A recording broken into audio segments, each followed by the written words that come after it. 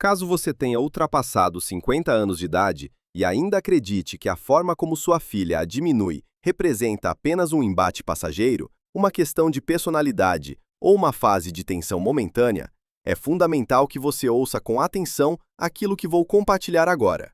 Porque quando uma filha passa a rebaixar sua mãe, aquilo deixou de ser uma simples discussão ou divergência de opiniões. Transformou-se em algo muito mais profundo, uma ruptura. E Carl Jung já alertava para isso muito antes de começarmos a nomear as dinâmicas familiares com clareza. Meu nome é Alexandre, e ao longo dos anos dedicados ao estudo da psicologia, dos traumas familiares e das obras de Jung, cheguei a uma conclusão que provoca desconforto. O rebaixamento destrói de maneira mais veloz que o próprio ódio, pois o ódio ainda mantém um reconhecimento de igualdade entre as partes, enquanto o rebaixamento sempre parte de uma posição superior em direção à inferior. Ele retira do outro a condição de ser humano pleno. E quando essa dinâmica se estabelece entre filha e mãe, a estrutura psíquica da mãe sofre um impacto para o qual ela não estava preparada. E antes que avancemos no assunto, se você valoriza conversas profundas e honestas em vez de conselhos superficiais, inscreva-se no canal e ative as notificações. Aqui não oferecemos consolo vazio. Aqui nomeamos as realidades sem rodeios. Criamos um espaço para pessoas adultas que permaneceram em silêncio durante tempo demais. Se você conhece alguma mulher, seja amiga, irmã ou vizinha, cuja filha se permite falar com ela usando desprezo, ironia ou uma superioridade gélida, envie este vídeo a ela imediatamente pelo WhatsApp. Às vezes, uma única explicação precisa pode interromper um processo de destruição interior que se arrasta há anos. E mais uma coisa, se você já está sentindo agora aquela pressão familiar no peito, saiba que neste canal existe um espaço reservado para membros da comunidade. Lá exploramos com profundidade os métodos de Carl Jung, voltados para mães que vivenciam o rebaixamento, a perda de dignidade e o rompimento com os próprios filhos. Mas antes que eu explique como acessar esse espaço, você precisa compreender o essencial. Aquilo que você está prestes a ouvir pode transformar para sempre a forma como você interpreta as palavras de sua filha. Escreva nos comentários a palavra reconheço, se você também já sentiu essa pressão no peito. Quero que você perceba, você não está sozinha aqui. E agora preste muita atenção. Pare, não continue rolando a tela. Nos próximos minutos, você ouvirá algo sobre o qual quase ninguém alerta as mães. Carl Jung identificou um padrão que inicialmente lhe pareceu excessivamente severo. Mulheres cujas filhas entravam em conflitos, discutiam e até gritavam com elas, preservavam maior integridade interna do que aquelas cujas filhas as rebaixavam, as corrigiam na frente de outras pessoas, as ridicularizavam ou falavam com elas de forma condescendente, como se estivessem diante de alguém tolo, ultrapassado ou descartável. Em uma de suas observações, Jung descreve uma mulher que proferiu uma frase que o deixou em silêncio prolongado. Doutor, quando minha filha fala comigo, eu me torno menor. Não me irrito, não discuto, apenas me torno menor. E Jung compreendeu. Naquele momento, não estava ocorrendo um conflito. Estava acontecendo a fragmentação da imagem interna de si mesma. Neste vídeo, você descobrirá 7 aspectos. Por que o rebaixamento vindo de uma filha é percebido pela psique da mãe como um banimento? Por que as tentativas de não reagir apenas consolidam a destruição? Por que a mãe começa a perder a voz? Primeiro psicologicamente, depois fisicamente. Como Jung explicava o instante em que uma mulher deixa de se sentir igual aos outros? Como é possível interromper esse processo? E o 7º aspecto, o mais perigoso, sobre o qual quase ninguém fala, porque esse conhecimento exige coragem. Este guardarei para o final. Se você sair antes, muito ficará sem ser compreendido. Portanto, agora afaste o celular, feche as abas desnecessárias e dedique esses minutos a si mesma. Talvez seja a conversa que você precisava há muito tempo. Imagine Zurich, o consultório de Jung. Silêncio. Pela janela, a chuva cai. À sua frente, uma mulher acima dos 50 anos. Ela se apresenta de forma cuidadosa, serena, até educada. Mas quando ela menciona a filha, seus ombros parecem se recolher para dentro. Jung registraria mais tarde que aquilo não era medo, era a vivência da perda de dignidade. E é precisamente a partir disso que começa tudo sobre o que vamos falar adiante. Existe um limite que Jung considerava decisivo. Ele escreveu que o conflito ainda pressupõe igualdade entre as partes, mas o rebaixamento sempre a anula. No momento do rebaixamento, a filha para de enxergar a mãe como sujeito, e a mãe começa a sentir isso através do corpo antes que a mente consiga processar. O peito se aperta, a voz desaparece, surge o desejo de encerrar a conversa rapidamente. Isso não é fraqueza, é um alerta ancestral da psique. Você foi rebaixada em status. Jung chamava isso de quebra da hierarquia das imagens. Dentro da mãe, desmorona a figura da autoridade interna, aquela que tem o direito de existir, de falar, de sentir. E se isso se repete, a psique escolhe o caminho mais perigoso de adaptação. Um consentimento não externo, mas interno. Talvez eu realmente não compreenda direito. Talvez eu esteja desatualizada. Talvez seja difícil conviver comigo. Note, o rebaixamento deixa de vir de fora e passa a falar de dentro. Eis o primeiro princípio sobre o qual Jung alertava sem ilusões. O princípio do silêncio falso. Quando a mãe deixa de responder não porque seja forte, mas porque teme intensificar o rebaixamento, ela o consolida. O silêncio diante do rebaixamento é interpretado pela psique da filha como confirmação de superioridade. Não porque a filha seja má, mas porque é assim que o inconsciente opera.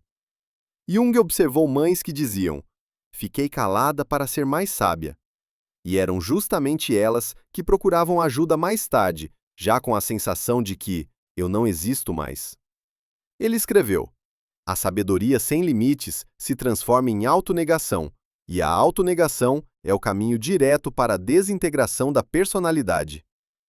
O segundo princípio é ainda mais rigoroso, a lei dos contornos. A personalidade existe enquanto possui definição, enquanto existem o que pode e o que não pode, enquanto existe um tom que não é tolerado. Quando a mãe apaga seus contornos para preservar o contato não se preserva. Ele se degrada, porque o respeito não pode existir em relação a quem não tem limites. Se você está pensando agora, mas se eu estabelecer um limite, ficará pior?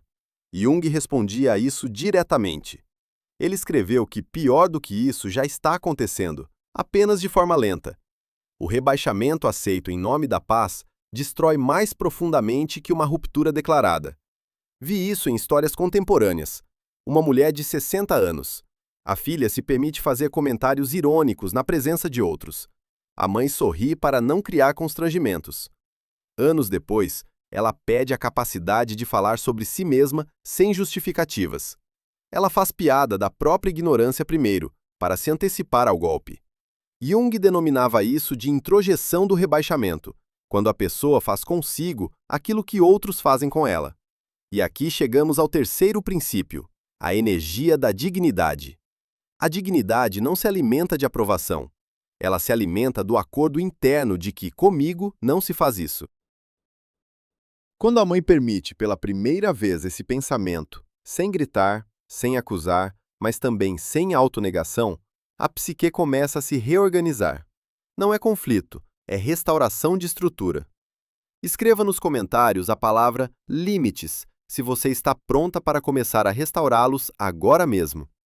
Se você sente agora cansaço, vazio, sensação de diminuição, isso não é idade, é vazamento de dignidade, e isso pode ser trabalhado. No espaço reservado para membros do canal, detalhamos como recuperar limites sem declarar guerra e sem se rebaixar. Mas agora é importante seguir adiante, porque o próximo passo é o mais difícil. Ele está relacionado ao momento em que a mãe pela primeira vez deixa de consentir com a ruptura, mesmo quando ela se disfarça de simples convivência. E é justamente aqui que se decide se a destruição continuará ou se iniciará o processo inverso. A maioria desiste antes, mas você chegou até aqui.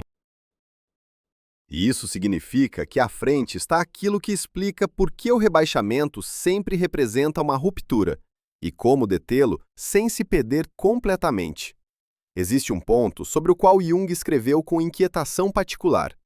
Ele afirmava que o rebaixamento se torna verdadeiramente destrutivo não no momento das palavras, mas no momento em que a mãe deixa de contestar internamente, quando surge dentro dela uma concordância com a diminuição.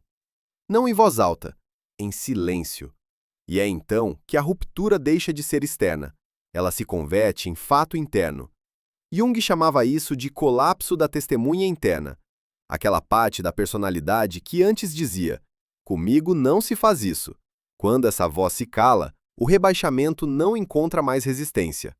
A mãe começa a se diminuir antecipadamente, a falar menos, a rir de si mesma primeiro, a pedir desculpas pelas emoções. E em determinado momento, ela já não espera respeito. Ela espera apenas não ser ferida com mais intensidade. O quarto princípio de Jung: o ponto de virada. Ele escreveu que a personalidade só pode começar a se reconstruir quando a pessoa deixa de justificar o rebaixamento alheio, não para acusar ou vingar-se, mas para parar de explicar por que a tratam dessa forma. Ela está cansada. Ela tem esse temperamento. Provavelmente a culpa é minha. Nesse momento, a justificativa se transforma em forma de cumplicidade na ruptura. Jung viu mulheres pronunciarem pela primeira vez um pensamento simples, quase proibido: isso me rebaixa. Não como acusação à filha, mas como reconhecimento da realidade. E a psique reagia instantaneamente. Surgia uma raiva não destrutiva, mas protetora, aquela que foi proibida durante décadas, e junto com ela retornava a energia. Mas aqui nasce o medo. E se, ao reconhecer o rebaixamento, eu perder os restos de conexão que ainda existem? Jung respondia a isso sem oferecer conforto. Ele escreveu que uma conexão mantida ao custo da dignidade humana já é uma ruptura. Ela existe apenas na forma, mas não na essência. E mantê-la significa continuar o apagamento de si mesma. O quinto princípio está ligado ao valor através da dor. Jung afirmava: o sofrimento ou transforma a pessoa em sombra ou devolve a ela densidade.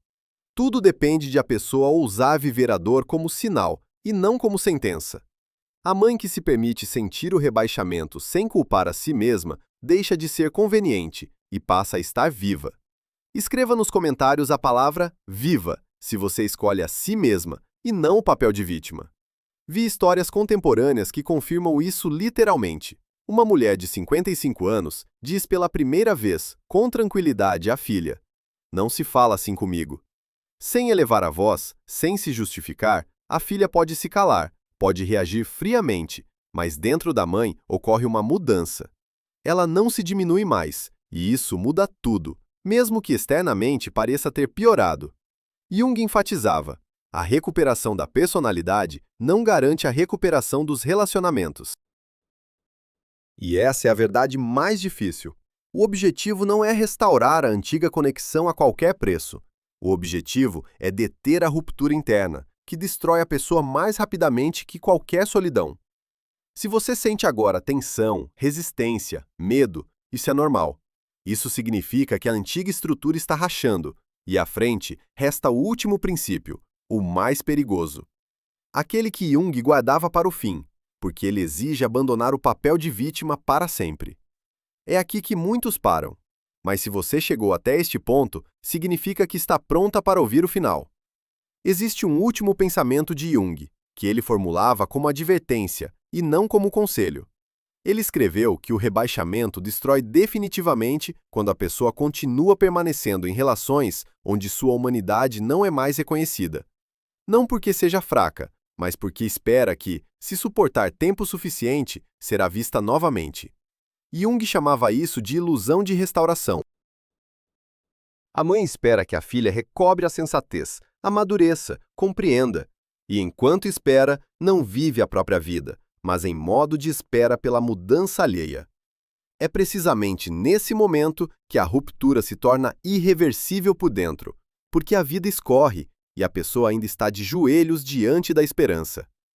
O sétimo princípio de Jung, o mais rigoroso, soa assim: se você é sistematicamente rebaixada, isso já não é uma relação, é a perda de reconhecimento mútuo. E onde não há reconhecimento, não há conexão. Existe apenas a forma. E apegar-se à forma significa concordar com o próprio desaparecimento. Isso é aterrorizante de aceitar, porque junto com isso morre a esperança de ser boa o suficiente para ser respeitada novamente. Mas é justamente nesse momento que nasce algo diferente, a integridade interna. Jung escreveu que a personalidade se cura não quando é escolhida, mas quando escolhe a si mesma. Tente agora fazer a si mesma uma pergunta da qual é impossível escapar. Se não fosse minha filha, mas qualquer outra pessoa, eu permitiria que me tratassem assim. E se a resposta é não, então você já sabe a verdade. Apenas antes você não tinha permissão para reconhecer.